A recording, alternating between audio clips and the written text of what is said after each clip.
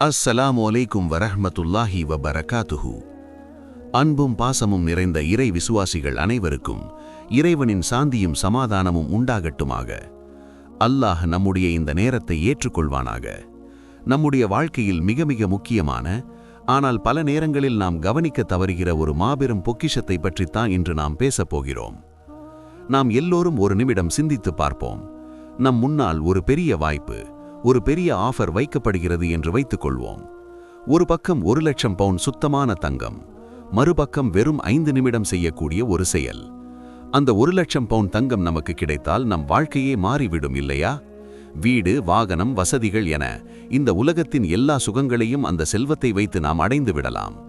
அதை வேண்டாம் என்று யாராவது சொல்வார்களா? நிச்சயமாக இல்லை.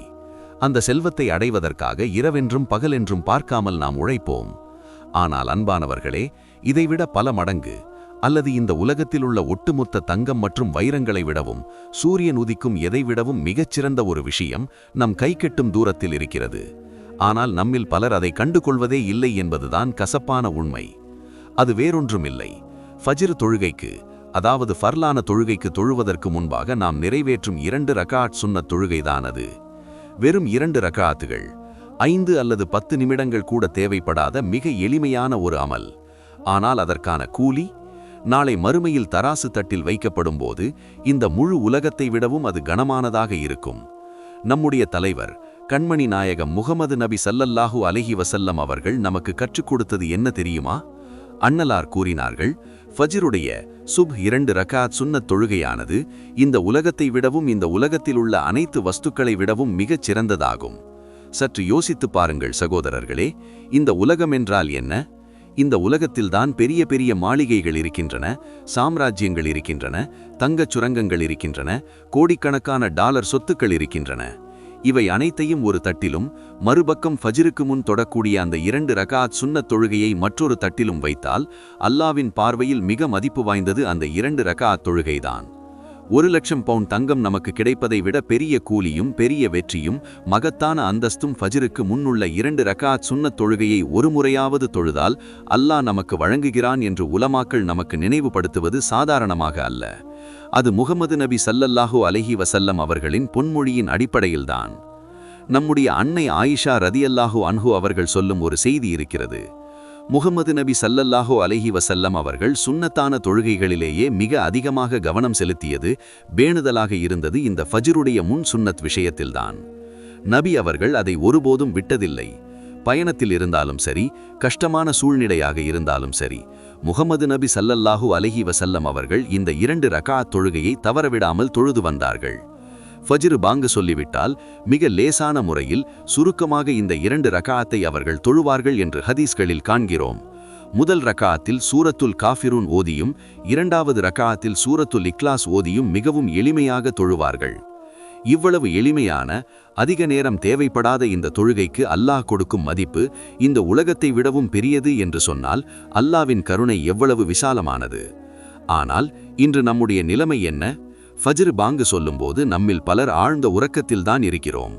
ஷைத்தான் நம் காதுகளில் 3 முடிச்சுகளை போட்டு நம்மை தூங்க வைத்துக் கொண்டே இருக்கிறான். இன்னும் நேரம் இருக்கிறது, நீ நன்றாக தூங்கு என்று அவன் நம்மிடம் கிசுகிசித்துக் கொண்டே இருக்கிறான். அந்த தூக்கத்தில் நாம் இழந்து கொண்டிருப்பது 1,00,000 பவுண்ட் தங்கத்தை விடவும் மதிப்புமிக்க ஒரு பொக்கிஷத்தை. ஒரு நிமிடம் சிந்தியுங்கள். ஒருவர் நம்மிடம் வந்து, நாளை காலை 5 மணிக்கு எழுந்து வந்தால் உங்களுக்கு நான் 1 கோடி ரூபாய் தருகிறேன் என்று சொன்னால் நம்மில் யாராவது அன்று நிம்மதியாக தூங்குவோமா? நிச்சயமாக இல்லை. முந்தைய நாள் இரவு முதலே நாம் அந்த நேரத்திற்காக காத்திருப்போம். அலாம் வைப்போம், வீட்டில் உள்ளவர்களிடம் சொல்லி வைப்போம், எப்படியாவது அந்த இடத்திற்கு சென்றுவிட துடிப்போம். அழிந்து போகக்கூடிய இந்த உலகத்தின் பணத்திற்காக நாம் தூக்கத்தை தியாகம் செய்ய தயாராக இருக்கிறோம் என்றால், நிலையான மறுமை வாழ்விற்காக, அழியாத கூலிக்காக, அல்லாவின் திருப்பொருத்தத்திற்காக ஏன் நம்மால் வெறும் 2 ரகாத் தொழ முடிவதில்லை? இந்த 2 ரகாத் தொழக்கூடியவர்களுக்கு அல்லாஹ் இந்த உலகத்திலேயே பெரிய நிம்மதியை கொடுக்கிறான். சுப்ஹ் தொழுகையை ஜமாஅத்தாக தொழுபவன் அல்லாவின் பாதுகாப்பில் இருக்கிறான் என்று முகமது நபி ஸல்லல்லாஹு அலைஹி வஸல்லம் அவர்கள் கூறியுள்ளார்கள். அந்த பாதுகாப்பின் நுழைவு வாயில்தான் அதற்கு முன்னுள்ள சுன்னத் தொழுகை. நம்முடைய நாள் இந்த மகத்தான நன்மையோடு தொடங்குகிறது என்றால் அந்த நாள் முழுவதும் அல்லாவின் பரக்கத், அருள்வளம் இருக்கும். நம்முடைய பிள்ளைகளில், நம் செல்வத்தில், நம் வேலைகளில் எல்லாம் அதன் நன்மையை நம்மால் காண முடியும். மாறாக இந்த தொழுகையை விட்டுவிட்டு சூரியன் உதயமான பிறகு எழும்பவனின் நிலை என்ன? அவன் அன்றைய நாளை ஒரு பெரிய தோல்வியோடுதான் தொடங்குகிறான். ஷைத்தானின் ஆதிக்கத்தில்தான் அவன் கண் விழிக்கிறான்.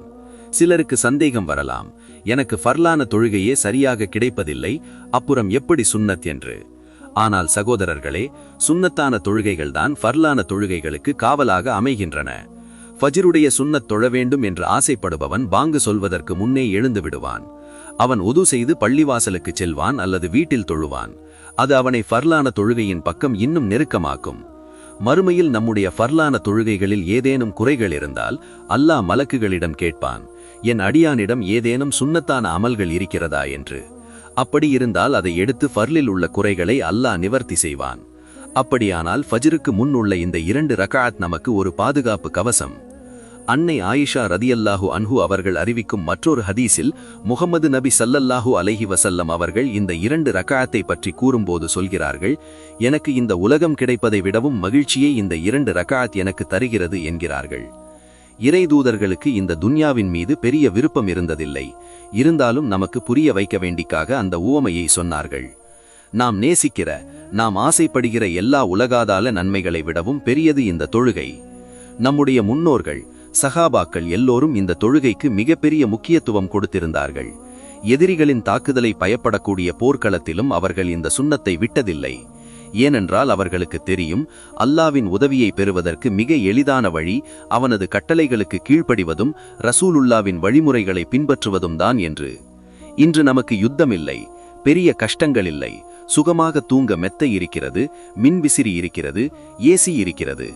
ஆனால் இந்த வசதிகள் நம்மை அல்லாவை விட்டு தூரமாக்குகிறதா என்று நாம் பயப்பட வேண்டும். வசதிகள் கூடும்போது நாம் நன்றியுள்ள அடியார்களாக மாற வேண்டும்.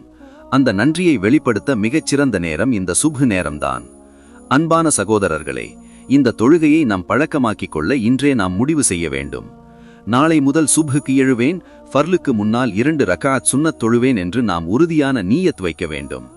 ஆரம்பத்தில் அது கஷ்டமாக இருக்கலாம், தூக்கம் நம்மை இழுக்கும். ஆனால் அந்த நேரத்தில் நாம் நம்முடைய மனத்திடம் சொல்ல வேண்டும், இப்போது நான் எழுந்து இந்த 2 ரக்அத் தொழுதால் எனக்கு கிடைக்கப் போவது 1,00,000 பவுண்ட் தங்கத்தை விட பெரிய பொக்கிஷம் என்று. அந்த ஒரு சிந்தனை போதும் நம்மை போர்வையை விலக்கி எழும்ப உட்கார வைக்க.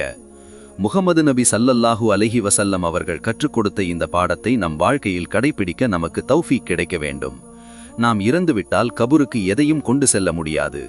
நம்முடைய வங்கி கணக்கோ, நம்முடைய தங்கமோ, நம்முடைய பெரிய வீடுகளோ எதுவும் நம் கூட வராது. ஆனால் அந்த குளிரில் தூக்கத்தை தியாகம் செய்து உது செய்து அல்லாவுக்காக சிரம் தாழ்த்தி தொழுத அந்த 2 ரக்அத், அது நம் கபூரில் வெளிச்சமாக வரும், மகிஷரில் நமக்கு நிழலாக வரும், சொர்க்கத்திற்கு நமக்கு வழிகாட்டியாக அமையும். அதனால் இனி வரும் நாட்களில் ஃபஜ்ர் பாங்கு சத்தம் கேட்டால் உடனே எழுவவும், பள்ளிவாசலுக்கு சென்று அல்லது வீட்டில் வைத்து ஜமாஅத் தொழுகைக்கு முன்பாக இந்த 2 ரக்அத் சுன்னத் தொழுகையை தவறாமல் தொழவும் நாம் முயற்சி செய்ய வேண்டும். அல்லாஹ் நம் அனைவருக்கும் அதற்கான தௌஃபீக்கை அருள்வானாக. நம்முடைய சோம்பல்களை அல்லாஹ் நீக்கி தருவானாக. முஹம்மது நபி ஸல்லல்லாஹு அலைஹி வஸல்லம் அவர்கள் கற்றுக் கொடுத்த அந்த முன்மாதிரியை வாழ்க்கையில் கடைபிடிக்கவும், சஹாபாக்கள் ரதியல்லாஹு அன்ஹு காட்டித் தந்த அந்த ஆர்வத்தை நம் வாழ்வில் கொண்டு வரவும் வல்ல இறைவன் நம்மை ஆசீர்வதிப்பானாக. துன்யாவின் அற்ப சுகங்களுக்கு பின்னால் சென்று மறுமையை இழந்துவிடும் துர்பாக்கியவான்களின் கூட்டத்தில் அல்லாஹ் நம்மை சேர்த்துவிட வேண்டாம். ஆமீன். அஸ்ஸலாமு அலைக்கும் வரஹமத்துல்லாஹி வபரகாத்துஹு.